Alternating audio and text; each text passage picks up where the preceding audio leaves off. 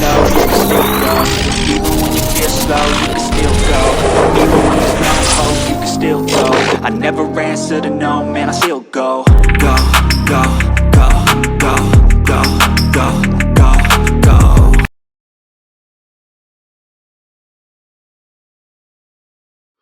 Brian Giles with Brian Giles MTG. We're back with more Modern Horizons 3 spoilers. So, hoo-ha, we're starting off with Sowing Mycospawn. Green and 3 for a 3/3 Eldrazi fungus with the Void. Has a kicker for colorless and 1. Excuse me. When you cast a spell, search your library for a land card, put it onto the battlefield, then shuffle. When you cast this spell, if it was kicked, exile target land. So if you pay the extra, you can exile somebody's target land. Well, I can think of lots of lands that can target.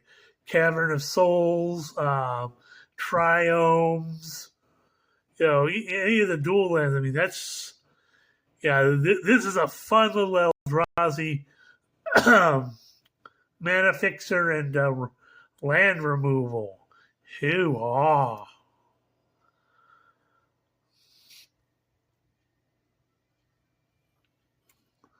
So next up is Copy Crook. Now these first few are from yesterday, but they came in later after I'd already made my video, and there were only a few of them. So, hoo-ha, let's get into them.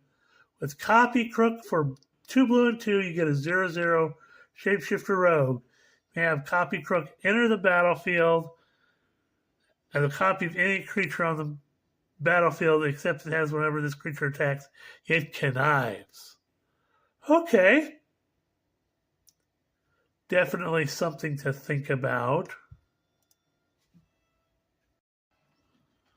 Next up is Mandibular Kite. So a white mana for an artifact equipment that has... With HP. Sorry, I hate ads. Mandibular Kite is 1 white mana for an artifact equipment with living weapon, which means comes into play with a 0/0 Phyrexian Germ, and it's attached to it. Equipped creature gets +1/+1 on flying. It has a somewhat beefy equip cost of a white and 3. Okay. That's kind of weird.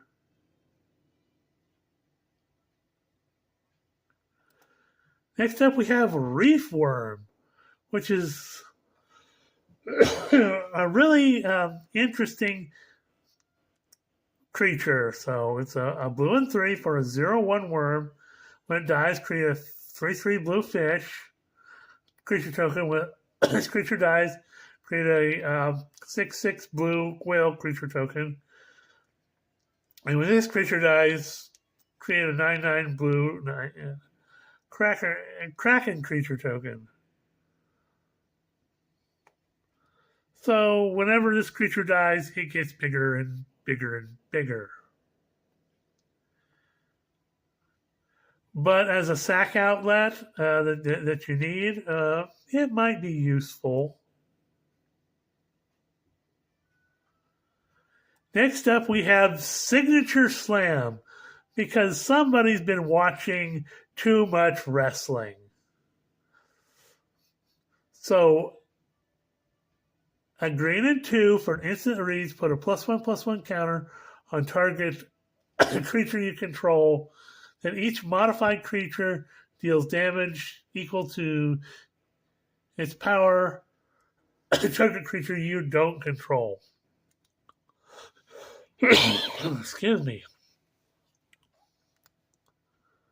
So, equipment, auras you control, and counters count as modifications. Avabrook, Caretaker, and any type of effect that makes you go wide with +1/+1 counters. Signature Slam is gonna be a beast.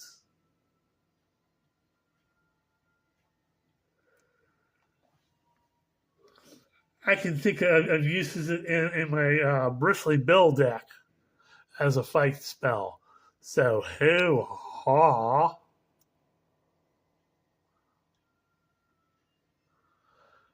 Next up, we have Bridgeworks Battle, which is the green flip land.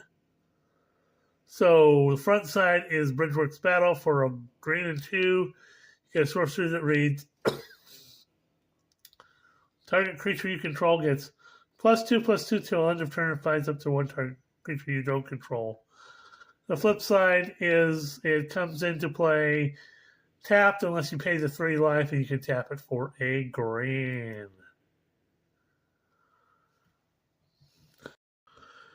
Next up is an interesting demon, an Imskir Iron Eater. This guy will come into play as important later on. So remember this guy. So he's a beefy black, red, and 6 for a 5/5 demon, but he has affinity for artifacts. So the artifacts you cast, it gives you a generic for each artifact you control. When he enters the battlefield, draw X cards and lose X life, where X is half the number of artifacts you control.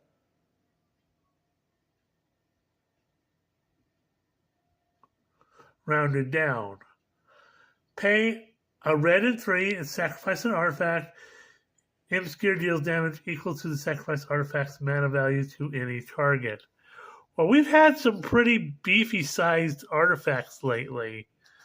So this guy's gonna be very important in a Rakdos artifact sacrifice deck. I'll show you why in a bit. So next up we have Primal Prayers. So 2 green and 2 for an enchantment that reads when Primal Prayers enters the battlefield, you get 2 energy counters. They cast creature spells with mana value of 3 or less by paying an energy rather than paying their mana cost. If you cast a spell this way, you may cast it as though it had flash. So this is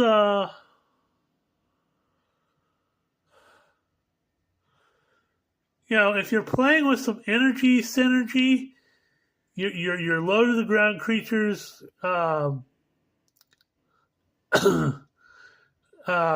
cast for a single energy counter, and they cast as flash. So hoo-ha! This could be an interesting thing in an energy synergy deck.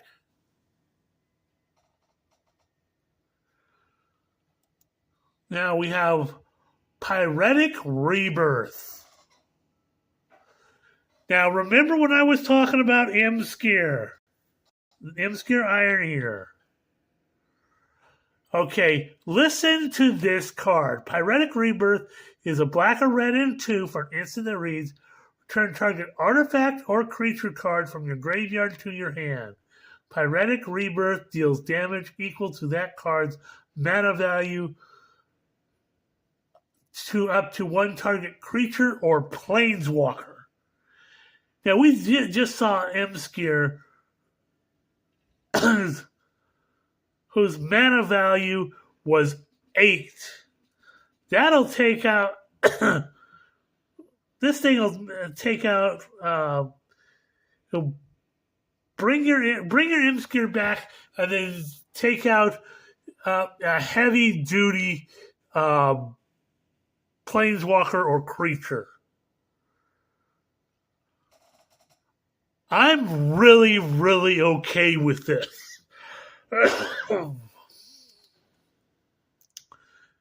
Not only do you get a creature or an artifact back, but if they got a heavy casting cost, you can deal it deals damage equal to their mana value to creatures and planeswalkers. This is entirely okay. And it's got the RKF artwork, which a lot of people like. This is another card. I'm saying this is going to be an uncommon to watch, value wise. Hoo-ha! Next up, we have Glyph Elemental, which is another +1/+1 counter synergy card. So it's a white and 1 for an enchantment creature spirit, I would imagine. Again, this is all in Japanese. It has Bestow for a white and a 1. And Landfall, whenever a land enters the battlefield under your control, put a +1/+1 counter on it. Enchanted creature gets +1/+1 for each +1/+1 counter on it. So if you're slotting this in some sort of landfall build, he's gonna do things.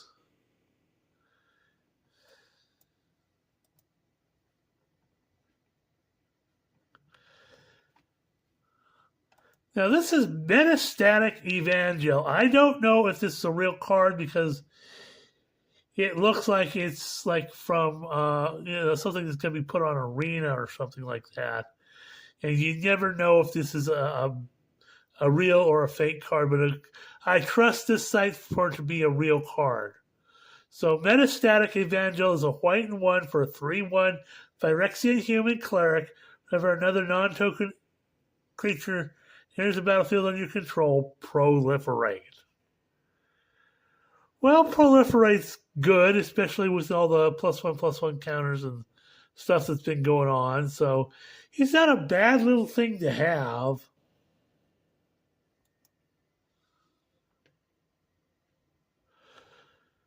Next up, we have Hydra Trainer. So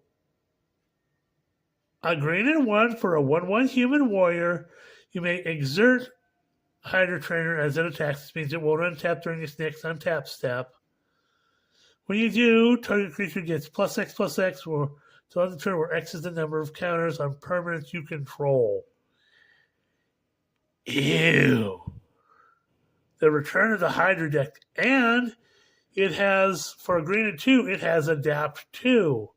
So if it has no +1/+1 counters on it, you can pay the 3 mana, the green and 2, to put 2 +1/+1 counters on it. So, hoo-ha.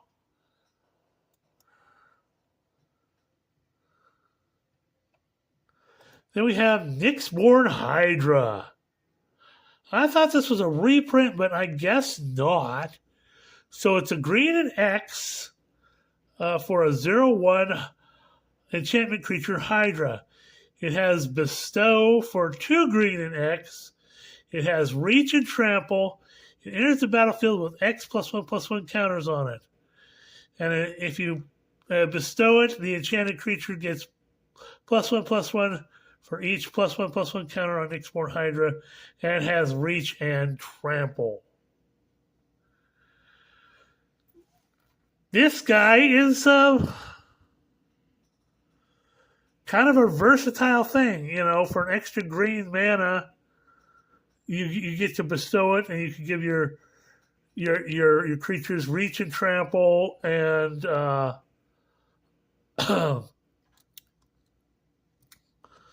you can put some +1/+1 counters on it.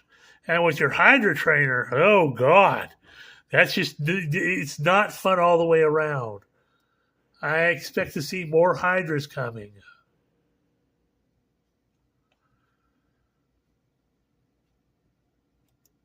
So next up is Kozilek's Command, which is like the Urza's Command and the Mishra's Command and all the other commands we've seen. So it's 2 colorless and X for a tribal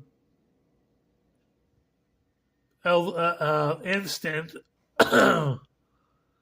an Eldrazi tribal instant that you can choose to. Target player creates X 0/1 Eldrazi spawn tokens and has sacrifice to add a colorless. Or target player scries X and draws a card. Or exile target creature with mana value X or less. Or exile X target cards from any graveyard. So this is kind of a quirky Eldrazi tribal instant. But you get to choose 2 of those. You do some mana fixing with some spawn tokens. I mean, this is entirely useful in your Eldrazi deck.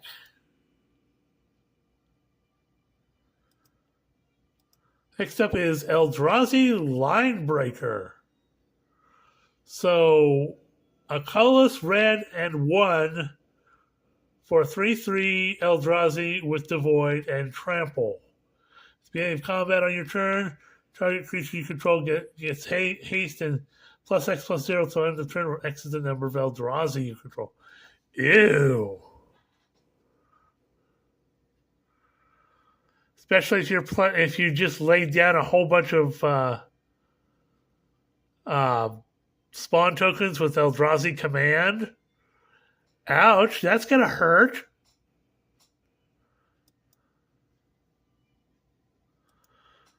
Next up we have Archwave Innovation, which is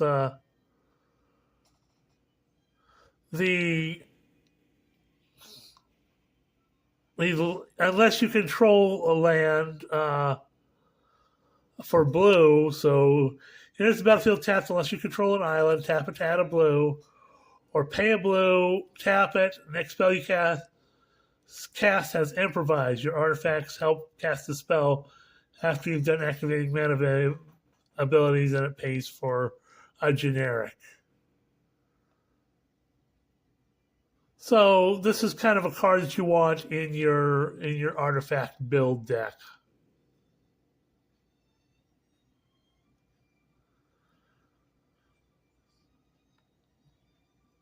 So next up we have Guardian of the Forgotten, white and 3 for a 4/4 Elephant Warrior with Vigilance. Whenever a modified creature you control dies, manifest the top card of your library. So you take the top card of your library and you put it down as a 2/2 creature. It's a creature you can turn it face up for its mana cost at any time.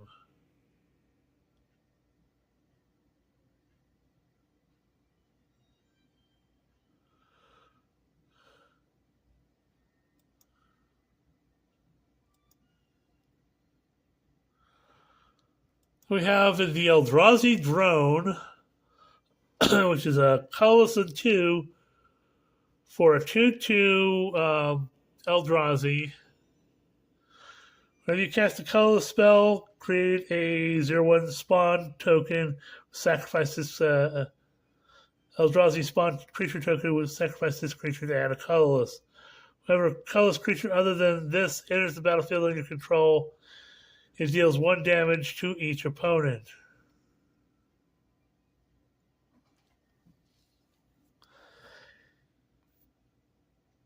Yeah, this thing, and this is going to, again, another card that's going to make your low cast and 0 cast artifacts go up, because you can make this go really, really wide.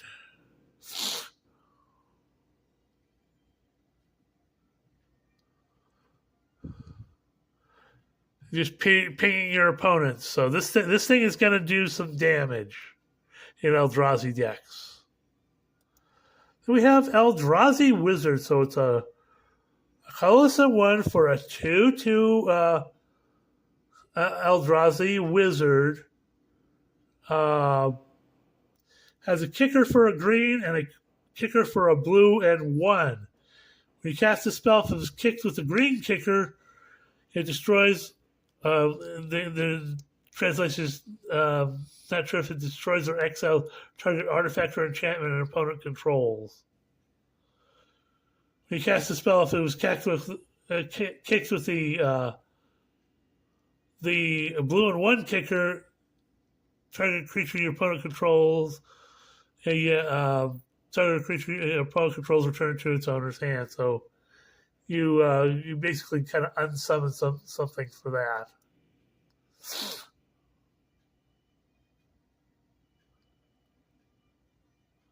Okay. Well, we're going to stop there, and we're going to say we'll see you on the next video.